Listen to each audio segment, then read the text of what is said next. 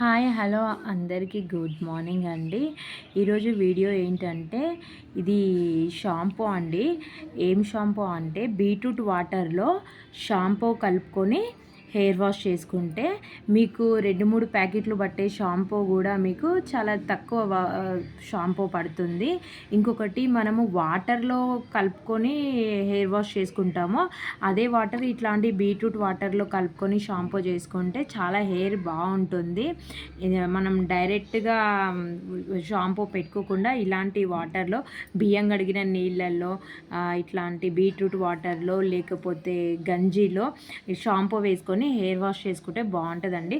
నేనైతే ఇందులో షాంపూ వేయలేదు, నేను కుంకుడుకాయలు వేసుకున్నాను. ఎందుకంటే మాకు కుంకుడుకాయలు అవైలబుల్ ఉన్నాయి, అందుకని నేను కుంకుడుకాయలు వేసుకున్నాను.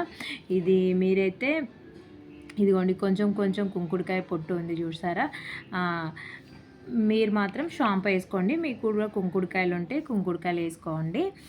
ఇలా హెయిర్ వాష్ చేసుకోవడం వల్ల హెయిర్ మాత్రం మంచి షైనింగ్గా కనిపిస్తుంది, కొంచెం దృఢంగా ఉంటుంది. డైరెక్ట్ వాటర్ కన్నా కొంచెం బీట్రూట్ వాటర్లో షాంపూ చేసుకుంటే బాగుంటుంది కదా.